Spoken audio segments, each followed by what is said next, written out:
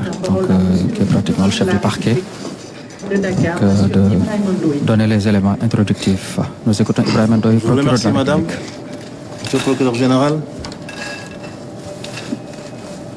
Mesdames, Messieurs, j'ai l'honneur d'être là aujourd'hui devant vous pour y avoir été bien évidemment autorisé par Monsieur le procureur général pour vous entretenir de quelques affaires qui ont été initiées à la suite du rapport qui, bien évidemment, est à la portée de tout le monde. Des affaires qui ont été prises en charge bien avant ma prise de service au parquet de Dakar le 26 août 2024, parce que c'est à cette date exactement que j'ai pris service à la tête du parquet de Dakar. À mon arrivée à la tête de ce parquet, j'ai fait la situation des affaires pendantes et tous les rapports Covid, comme on le dit souvent, avaient déjà été transmis à M. le procureur général pour étude, exploitation. Bien évidemment, l'exploitation a pu être l'occasion pour les acteurs judiciaires que nous sommes de déceler un certain nombre de manquements imputables à plusieurs personnes qui, au détour des honorables responsabilités qui leur ont été confiées, ont choisi d'arpenter les sentiers parfois sinueux d'une certaine délinquance, pour certains seulement, on y reviendra, et perpétrer un certain nombre de faits, tous caractéristiques d'infraction à la loi pénale et préjudiciables bien évidemment aux intérêts de l'État. Ces rapports nous ont été transmis juste la semaine dernière. Et après leur réception, et c'était naturellement la première fois que j'entrais en contact avec ce rapport Covid qui avait fini d'épingler un certain nombre de personnalités, mes services, et c'est l'occasion bien évidemment de rendre hommage à mes substituts, mes collaborateurs, se sont mis à pied d'œuvre pour approfondir l'exploitation, élargir les investigations et identifier les personnes qui seraient susceptibles d'être installées dans des procédures judiciaires comme auteurs, co-auteurs, complices et éventuellement receleurs des nombreux actes de prévarication qui ont été perpétrés à l'occasion de la gestion de ces fonds Covid. Bien évidemment, le travail n'a pas été difficile. Nous avons pu identifier un certain nombre d'auteurs avec des faits précis. Quand je dis auteur, bien évidemment, c'est une assertion qui n'entend pas le principe de la présomption d'innocence. Il faut qu'on soit clair sur ça. Nous sommes à un niveau de responsabilité qui nous oblige, en tant qu'acteurs judiciaires chargés des poursuites, d'identifier et de déceler dans les différentes procédures qu'on nous confie les indices, les présomptions, parfois les charges susceptibles d'asseoir une infraction pour qu'on puisse envisager, bien évidemment, d'étoffer ces procédures-là en allant vers les poursuites. Donc jusque-là, les éléments qu'on a pu collecter, rassembler dans le cadre des enquêtes qui ont été menées et du travail d'exploitation qui a été fait au niveau du parquet de Dakar, cette approche a été pour nous l'occasion, bien évidemment, de cerner les contours de toute cette affaire, de façon générale.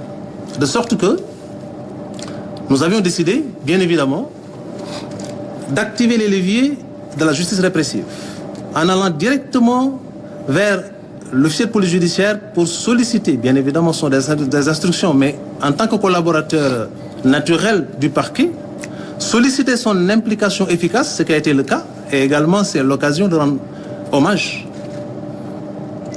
à nos collaborateurs, officiers de police judiciaire de tout le ressort du parquet de Dakar, mais particulièrement pour cette affaire, les officiers de police judiciaire de la division des investigations criminelles.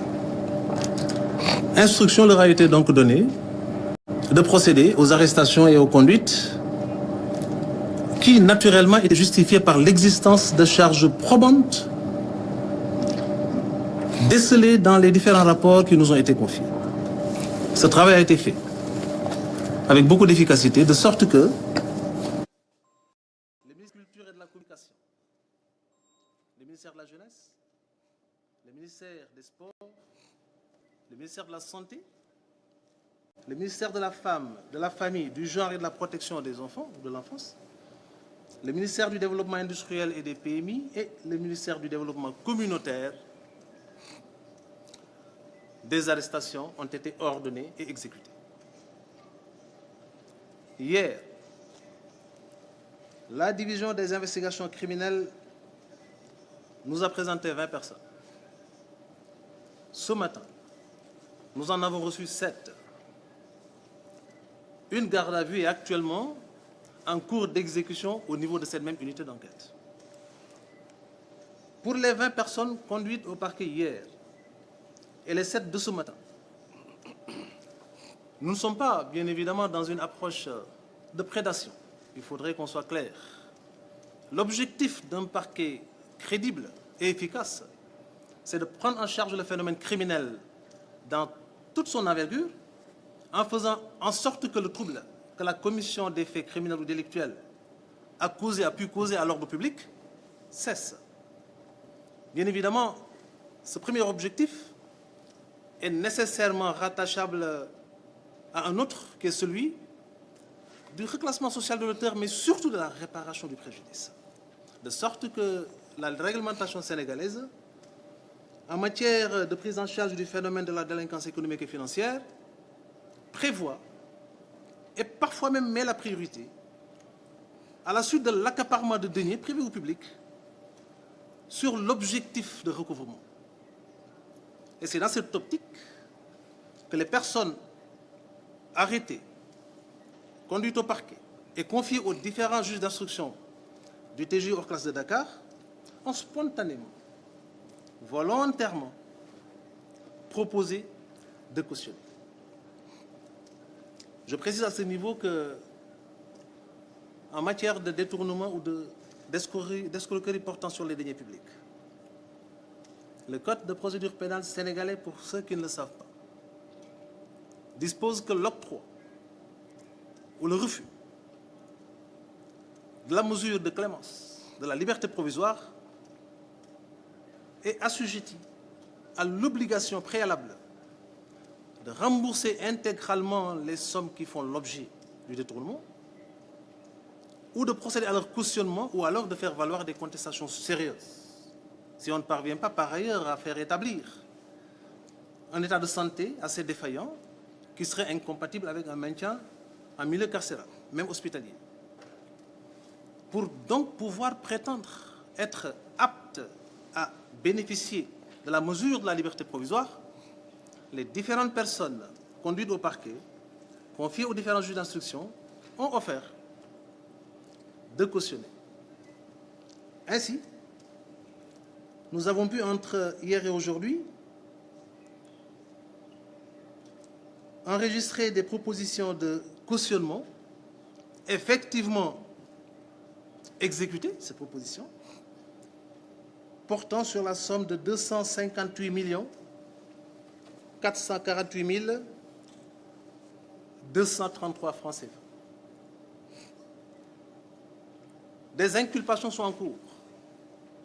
Les personnes concernées devant le juge d'instruction bénéficient de cette même possibilité d'offrir ce cautionnement. Des gardes à vue également, et les personnes concernées conduites au parquet auront la même possibilité, de sorte que ce montant, provisoirement arrêté, pourrait évoluer. L'objectif, ce n'est pas, je l'ai dit, je le répète, de nous transformer en prédateurs. Nous ne le sommes pas. Nous ne sommes pas des agents de recouvrement, nous sommes des autorités judiciaires. Quand la loi aménage une porte de sortie pour des personnes poursuivies, qui sont toujours couvertes du sceau de la présomption d'innocence, cette contestation, si elle n'est pas suffisamment articulée pour pouvoir caractériser les contestations sérieuses, doit nécessairement être accompagné d'un cautionnement.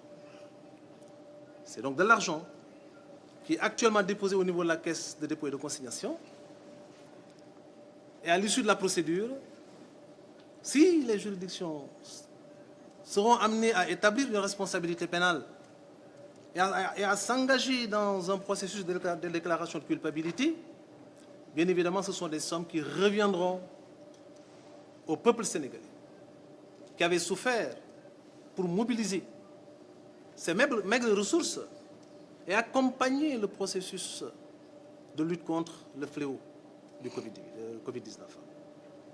Si par contre ce principe de la présomption d'innocence consacré par les textes est validé plus tard par les juridictions de jugement, naturellement, les demandes de restitution pourront être adressées aux différentes autorités judiciaires concernées. Pour résumer et conclure sur ce point, considérez qu'entre hier et aujourd'hui, la division des investigations criminelles a conduit au parquet de Dakar, sur instruction de M. le procureur de la République de Dakar, 27 personnes. La plupart d'entre elles ont proposé de consigner et elles l'ont fait parce que les magistrats instructeurs ont accédé à leur demande. De sorte qu'entre hier et aujourd'hui, nous avons pu recouvrer la somme de 258 448 233 francs CFA. Les enquêtes se poursuivent. Ces 8 rapports sont toujours en cours d'exploitation. Toutes les responsabilités seront situées. Toutes les pistes d'investigation seront exploitées et toutes les niches seront, bien évidemment, dépoussiérées pour qu'on puisse en définitive identifier tous les niveaux de responsabilité et tous les intervenants dans cette chaîne de prévarication pour qu'on puisse accompagner le peuple sénégalais dans cet élan de lutte contre le fléau, bien évidemment, de la délinquance économique et financière. Je ngi leen di sant di leen gërëm ci teewaay bi di sant monsieur le procureur général mi ñu jox ndigal ñu toog fii wax ak yéen di leen xamal ne